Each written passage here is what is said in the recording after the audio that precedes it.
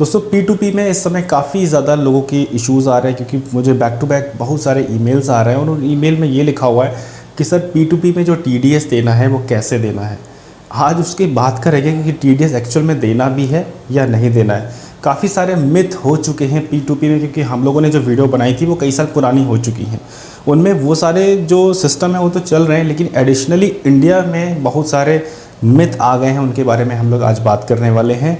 और अब तक हम लोग वीडियो बैठकर बनाते थे, आज हम खड़े होकर बना रहे, तो थोड़ी सी एनर्जी और ज़्यादा होगी, थोड़ी सी वीडियो की पोटेंशियल और ज़्यादा हो सकती है, ऐसा मुझे महसूस होगा यहाँ से हो रहा है। और जिस जगह हम शूट कर रहे हैं ये हमारे लिए नई जगह है, तो धीरे धीरे यहाँ पर इम्प्रूवमेंट आपको आए दिन देखने को मिलेंगे।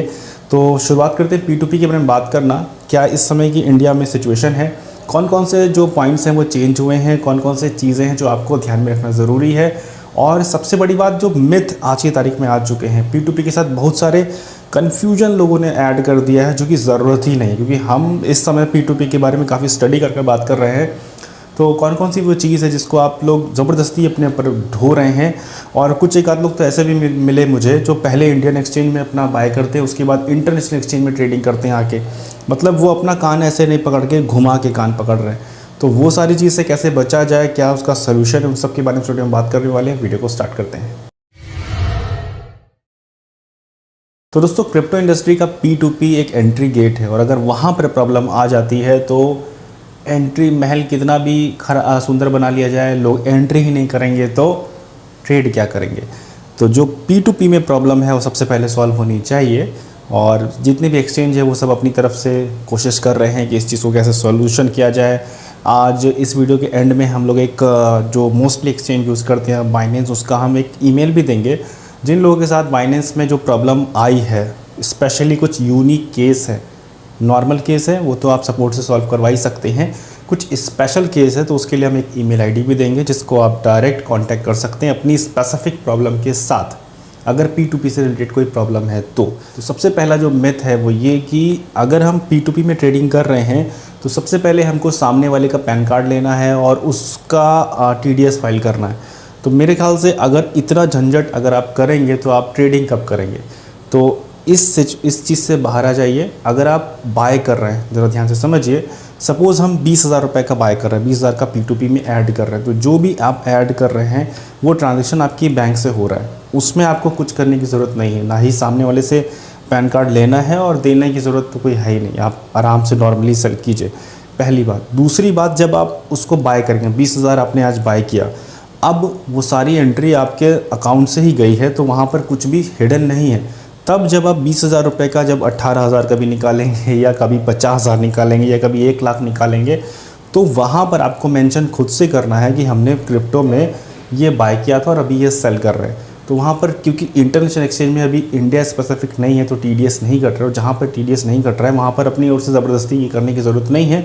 हाँ, एंड में जब आप सेल करेंगे तब आप अपना पूरा जो 30% टैक्स है वो भर सकते हैं। तो यहाँ पर जो सबसे पहली जो मिथ लोगों के दिमाग में आ रही है वो ये कि 1% TDS हमको फाइल करना है, और उसके लिए लोग वेबसाइट ढूंढ रहे हैं, बहुत सारी चीज़ें कर रहे हैं। तो मेरे ख्याल से इस चीज़ को अभी अवॉइड कीजिए। आप इंटरनेशनल एक्सचेंज पर हैं तो जब आप प्रॉफिट बुक करेंगे तब आपको टैक्स देना है। हम टैक्स देने के लिए मना नहीं कर रहे हैं, लेकिन अननेसेसरी चीज़ लेके चलने के लिए मना कर रहे हैं। हाँ, इंडियन एक्सचेंज में ट्रेड कर रहे हैं तो वहाँ पर एक्सचेंज को ये अथॉरिटी दी गई है कि 1% TDS काटे। अभी यहाँ पर जहाँ पर कुछ भी नहीं है तो वहाँ पर आप सीधे टैक्स जमा कर सकते हैं। इसके लिए हमने पूरा अपना टैक्स एडवाइज़र डिस्कस किया है, तो उनका यही कहना है कि अभी ये सिस्टम है, क्योंकि क्रिप्टो को लेकर अभी कोई स्पेसिफिक रूल नहीं आए हैं। जो ट्रेडिशनली रूल चल रहे हैं उसके बारे में हमने आपको बताया। तो जब क्रिप्टो को लेकर स्पेसिफिक रूल नहीं है तो ज़बरदस्ती की चीज़ें करने का कोई फ़ायदा नहीं है। और अगर आपको ये जानना है कि P2P को कैसे यूज़ करते हैं, कैसे P2P के थ्रू क्रिप्टो बाय करते हैं, ये जानना है तो ऊपर आई बटन में वीडियो लगा दिया है। और अगर आपके पास ऑलरेडी बाय है और आप चाहते हैं इसको विड्रॉल करना, सेल करना, तो सेकंड वीडियो उसकी लगा दूंगा, डिस्क्रिप्शन में दोनों का लिंक दे देंगे। काफ़ी पॉपुलर वीडियो है, काफ़ी ज़्यादा आप लोगों ने पसंद किया, बिल्कुल सिंपल ईजी लैंग्वेज में वो वीडियो है कि कैसे क्रिप्टो को बाय करना है P2P के थ्रू और कैसे सेल करना है, कौन कौन सी वहाँ पर प्रिकॉशन रखना है, सारी सावधानियाँ उस समय हमने बताई थी, जो कि काफ़ी ज़्यादा अपडेटेड है। एक दो हैं कम, वो हम इस वीडियो में बता देते हैं। नेक्स्ट जो प्रॉब्लम लोग फेस करते हैं, या जो लोग अपना कॉम्प्लिकेशन बढ़ा देते हैं, वो क्या करते हैं, इंटरनेशनल एक्सचेंज पर उनको ट्रेड करने का मन है, लेकिन USDT कहाँ से बाय करेंगे, वो बाय करेंगे इंडियन एक्सचेंज से। तो यहाँ पर आपने दो जगह पर जाके दो दो मतलब जैसे होता ना, दावत में गए 2-2 प्लेट उठा लिया और खाया सिर्फ एक में, तो वो आपने कर दिया। मतलब चार्ज आपको दोनों का देना पड़ेगा, क्योंकि इंडियन एक्सचेंज में आपने जब बाय किया USDT तो वहाँ पर आपका TDS कट गया, और जब आपका TDS कट गया और इमीडिएटली आपने सेल कर दिया तो वहाँ पर आपको ट्रांजेक्शन जो हुआ है उसकी वजह से आपको ITR फाइल करना पड़ेगा। यही अगर आप इंटरनेशनल एक्सचेंज में सीधे P2P बाय करेंगे तो क्या होगा, जब आप end of the day sale करेंगे, विड्रॉल करेंगे, तब आपको सिर्फ भरना है। शुरुआत का TDS फिलहाल आप अभी अवॉइड कर सकते हैं जब तक गवर्नमेंट के स्पेसिफिक रूल नहीं आ जाते। अभी कोई स्पेसिफिक रूल नहीं है, इस साल हमको भरना है। और इंटरनेशनल एक्सचेंज के लिए अभी भी पूरा ग्रे एरिया में, ग्रे मतलब बिना रूल के वो चीज़ इंटरनेशनल एक्सचेंज चल रहे हैं फ़िलहाल। अभी आने वाले समय में कुछ रूल्स आ जाएंगे, वो हम लोग फिर से अपडेटेड वीडियो में बात करेंगे। तो अगर कोई लोग ऐसे कर रहे हैं जो इंडियन एक्सचेंज पे USDT बाय करते हैं उसके बाद वहाँ ट्रांसफ़र करते हैं, तो ये दो तरीके का करने का कोई मतलब नहीं है। इसको सिंप्लीफाई करिए, अपना सीधे इंटरनेशनल एक्सचेंज में आप बाय कर सकते हैं। बाकी कुछ टिप्स के बारे में अगर हम लोग बात कर लिया जाए, तो जब से हम लोगों ने वीडियो शूट किया है वो P2P डिपॉजिट और विड्रॉल वाला, उसके बाद से अब में जो चेंजेस आए हैं उसको हम लोग जान लेते हैं। तो यहाँ पर देखिए, जब आप कुछ USDT किसी से बाय करना चाहते हैं तो आपको क्या करना होता है, पेमेंट पहले करना होता है, फिर आप दबाते हैं कि हाँ मैंने पेमेंट डन कर दिया है। तो इस बीच में कभी कभी जो बाइनेंस या जो भी एक्सचेंज जिसको आप यूज़ कर रहे हैं वो जो टाइमिंग देता है ना, वो टाइमिंग आउट हो जाती है और उधर से वेंडर चला फ्री हो जाता है वो दूसरे ट्रांजेक्शन के लिए। लेकिन इसी बीच में क्योंकि आप ट्रांजेक्शन कर रहे होते हैं, आप उसका अकाउंट ऐड कर रहे होते हैं, आप फटाफट से उसका गूगल पे, फ़ोनपे, अमेज़ॉन पे, XYZ जो भी ये सब कर रहे होते हैं, लेकिन उस बीच में टाइम ख़त्म होने की वजह से वेंडर फ्री हो जाता है और आपका पैसा चला गया, लेकिन USDT वो दे ही नहीं रहा है। ये मोस्टली केसेस में होता है, हमारे ऑफिस के ठीक पड़ोस में भी ये हुआ है। मतलब ये कॉमन है, लोग टाइमिंग की ध्यान नहीं देते हैं और वहाँ पर पेमेंट कर देते हैं, टाइम अप हो जाता है, वेंडर फ्री है, वेंडर निकल जाता है। और सबसे दुख की बात यहाँ पर यह है कि जिस एक्सचेंज में आप P2P कर रहे हैं वो भी कुछ नहीं कर पाएगा। क्यों? क्योंकि वेंडर फ्री है। एक्सचेंज की नज़र में वेंडर बिल्कुल निर्दोष है, वेंडर ने कुछ नहीं किया, कोई गलती नहीं है, कोई रूल ब्रेक नहीं किया। तो वहाँ पर एक्सचेंज भी बिल्कुल मतलब न्यूट्रल रहता है, वो आपकी मदद नहीं कर सकता। लेकिन वहाँ पर एक छोटा सा आप ट्रिक कर देंगे, जो ये ट्रिक सिर्फ एवरीथिंग हिंदी ही आपको बता सकता है, क्योंकि हम लोग मोस्टली ये चीज़ें यूज़ करते रहते हैं। तो वहाँ पर एक ये ट्रिक है, ट्रिक ये है कि जैसे ही आपको पूरे श्योर हो जाए कि आप करने वाले हैं पेमेंट, उससे पहले आई सबमिटेड, इस तरीके से मैं एग्जैक्ट वर्ड नहीं ध्यान आ रहा है, कि आई पेड करके जो बटन है वो दबा दीजिए। क्योंकि आपको 100% पेमेंट करना ही है, 100% अगर करना हो तभी आप दबाएंगे आई पेड, अदरवाइज़ नहीं दबाना है, क्योंकि फिर आप और वेंडर के बीच में डिस्ट्रीब्यूट हो जाएगा अगर आप पेमेंट नहीं करेंगे, और फिर काफ़ी लंबा प्रोसेस हो सकता है, फंस सकती चीज़ें।